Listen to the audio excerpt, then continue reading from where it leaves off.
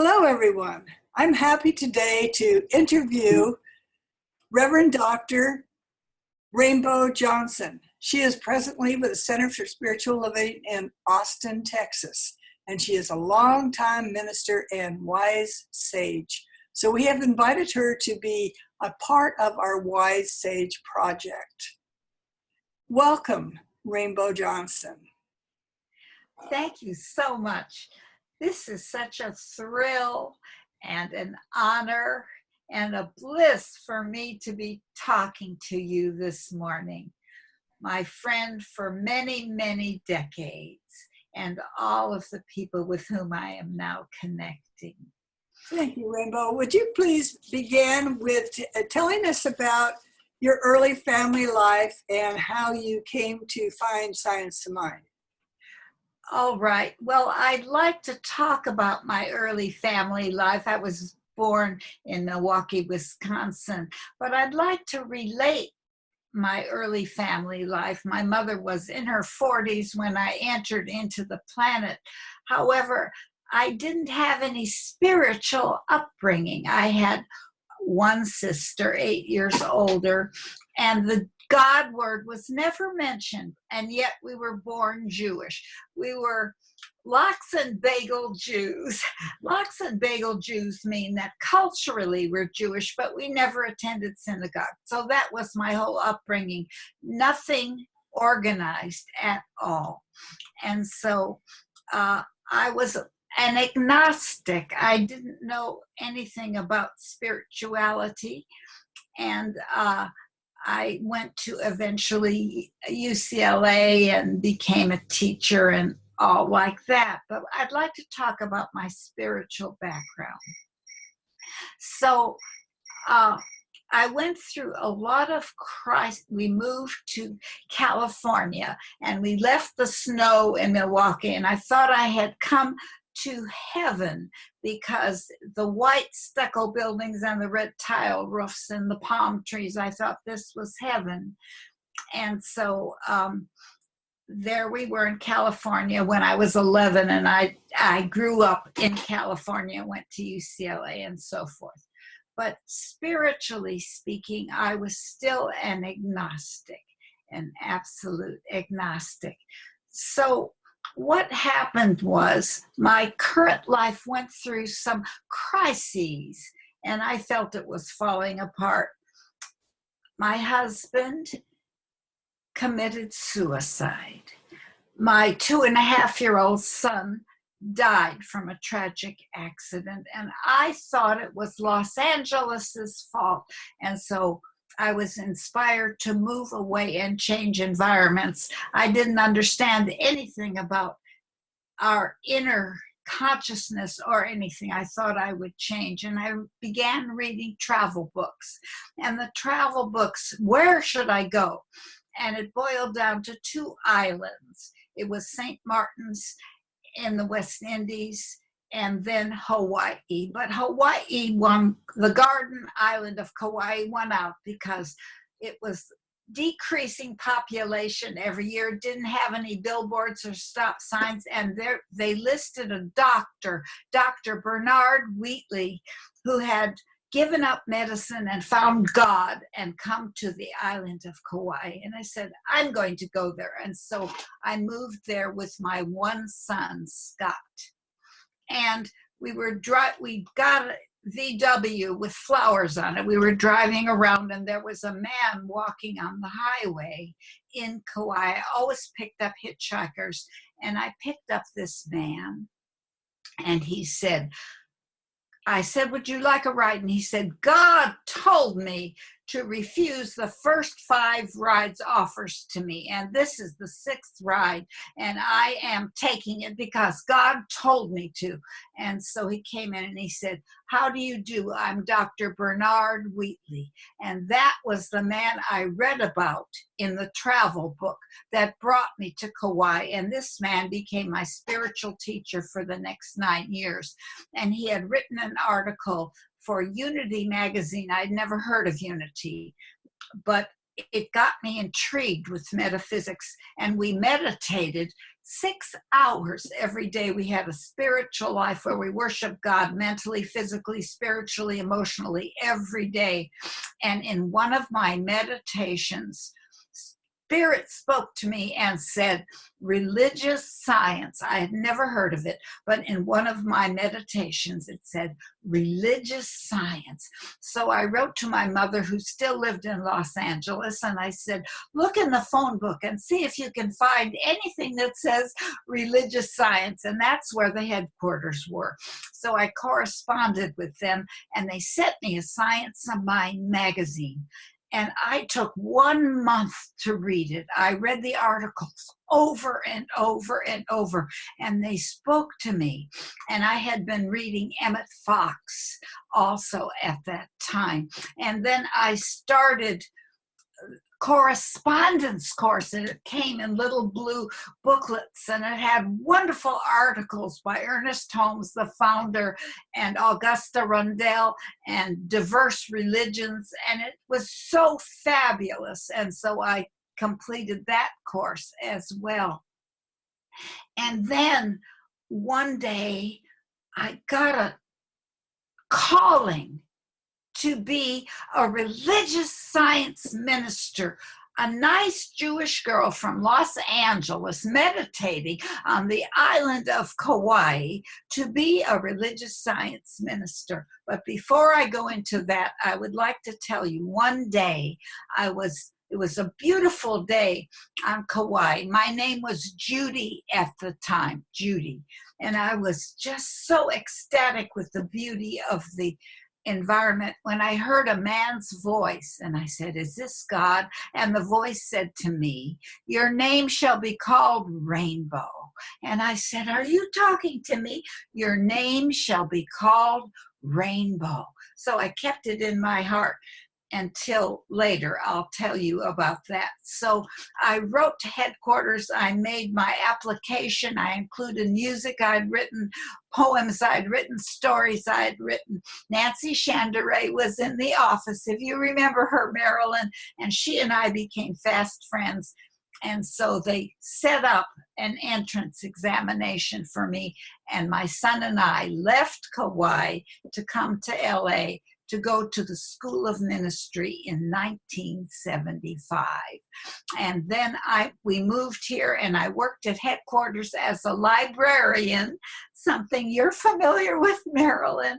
And I met and worked with your father, Reginald Armour, and a lot of other people who had been dear friends of Ernest Holmes. I missed Ernest because it was 1975.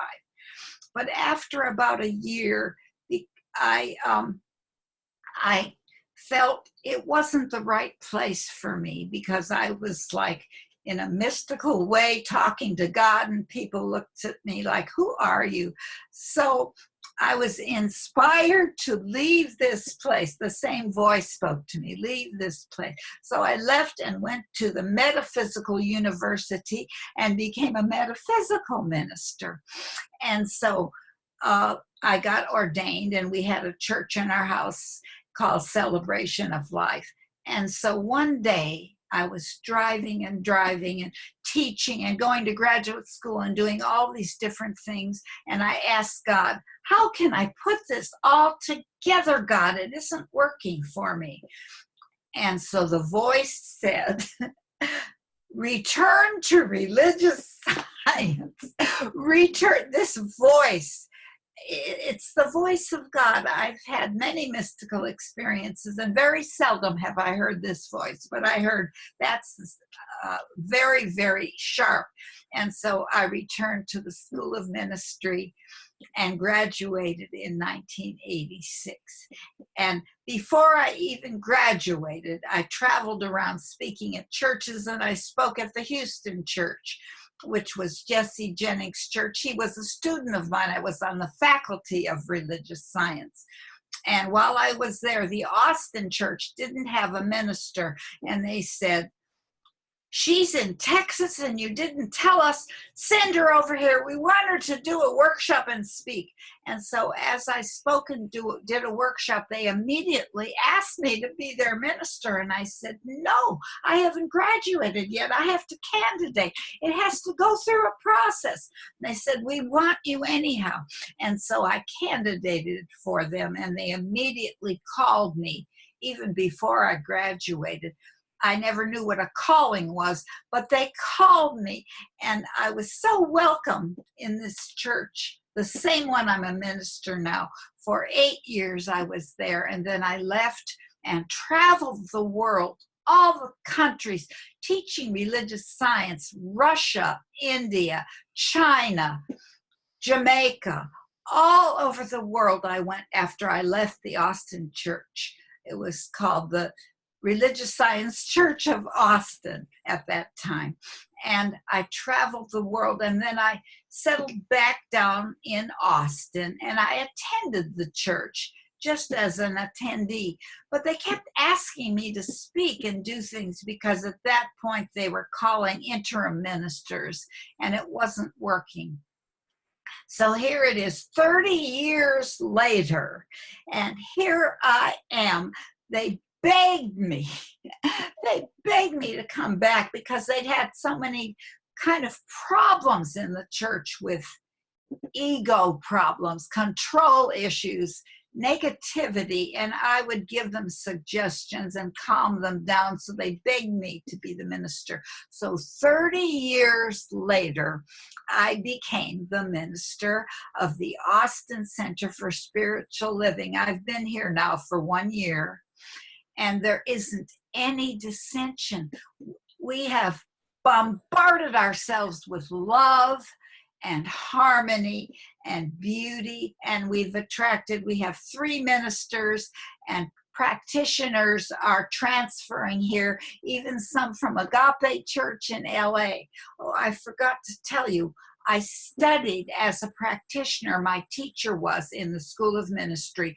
Michael Beckwith was my teacher, and it's before Agape Church in LA was even in existence. It was our group of practitioners that visioned. You probably know what visioning is. We visioned Agape into existence, the original practitioner class of Michael Beckwith, and I learned so much from Michael.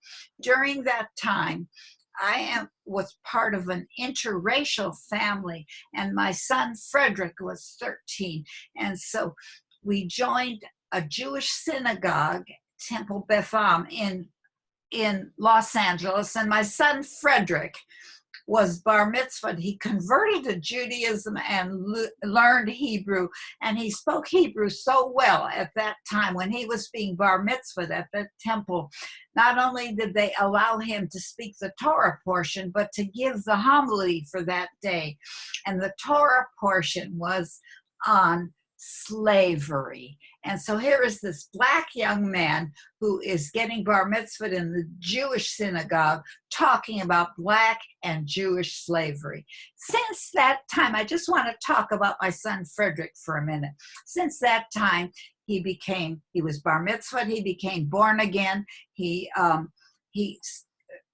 went to religious science churches, he is eclectic, and he has just told me, let's see, he is now 47 years old, and he told me that he is called to become a religious science minister.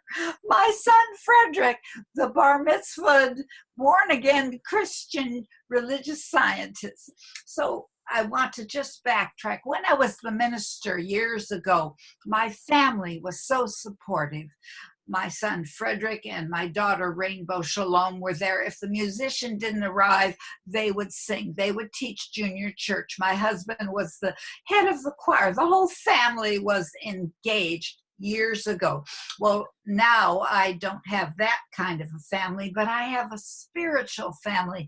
I am so in love with the people who come to the church. I'm in love with science of mind and religious science. I am totally recommitted to it in my life. and I am here by divine appointment. I'm loving it. I also now work at a rehab facility, Austin Drug and Alcohol Abuse Program. I actually have been there 24 years as a clergy counselor, counseling people who are recovering from drugs and alcohol. But years ago, about 5 years ago, they asked me to please come and work there full time. That's 5 days a week, not only counseling, but helping them. And they consider me their grandmother minister. They brag about me. They say, we have an 84-year-old minister on our staff, and I love them also. And I have vowed at my age, Marilyn, not to do anything unless I love it. I have to love it. I'm not going to do anything out of obligation or because society thinks I'm supposed to do it. It's a God thing. That's my password. It's a God thing. When things happen, and they happen every day, miracles happen every single day, and it's a God thing. God is running my life. The God within, the spirit that we all are, it connects us all. So everyone I see in the parking lot, I love them. I say good morning because I know we're sisters and brothers, because in the Lord's Prayer it says our Father, and it doesn't say yours, his, or ours. It's all ours, and we are all connected. And I like to treat all humanity as with love, as part of my family. I'm salivating. I'm talking so much. There's so many things to say, but that sort of synopsizes why I am here doing what I'm doing again. And still, I like to think of living my life as a science of mind human being. And people are in the church that I married, couples 25 years ago. They're still in the church. I'm telling you, this science of mind stuff is pretty awesome. It's wonderful. I'm going to pause. You've had a wonderful experience. Your life experience is just absolutely magnificent. Thank you. So happy to hear the whole story now. And so you have a daughter, Rainbow Shalom. Rainbow. Oh yes. Let me tell you about. Can I tell you a minute about her? Oh, certainly, certainly. Rainbow Shalom. It's amazing. I was pregnant at 43, and my husband Frederick. I was so happy to be pregnant because my mother was at that age when she had me, and this was just like, we didn't think it would ever happen. But when I was pregnant, my husband and I woke up in the middle of the night, we turned to each other and said, Rainbow Shalom is coming to earth. Rainbow Shalom. We both said it. It was very mystical, her whole birth. And I remember after she was born in 1978, John Neendorf and Nancy Chandere came to the hospital with bags of gifts, and they said when they went to the nursery and looked at her, she had a golden halo around her head, and they just stood there and meditated around her. So Rainbow, the covenant from God that he wouldn't destroy all of humanity, or he or it or whatever that was in history, and shalom means peace. So the covenant of peace is this magnificent Rainbow Shalom. She is at Jean Houston. Jean Houston was one of my mentors, and so we brought her to Austin, and she had never been here before, and Rainbow Shalom was there. And Rainbow Shalom is a golden person, a mixture of many, many ethnicities. And Jean Houston stood her up and said, look at this girl. She's the person of the future, the whole planet, golden, all one.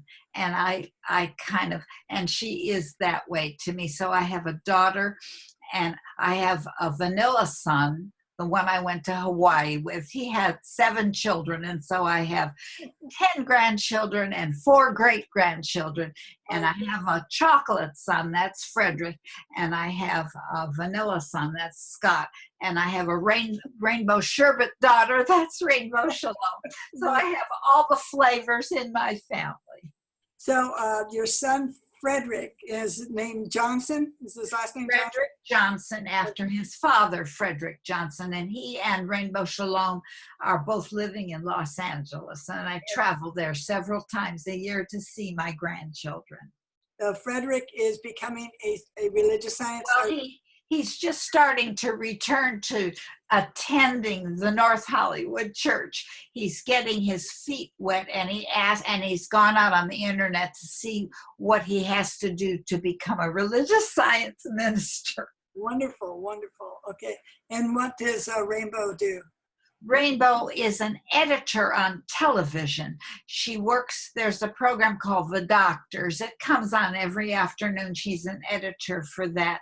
Her husband is a grip for movies and television series. So they're in the TV industry, and they live in Topanga Canyon, which is a beautiful place to raise children, and it's an artsy community. It's a fabulous place to live, as you well know. And now I'm going to ask you something personal that you have not mentioned. And did I read or hear that you had recently remarried?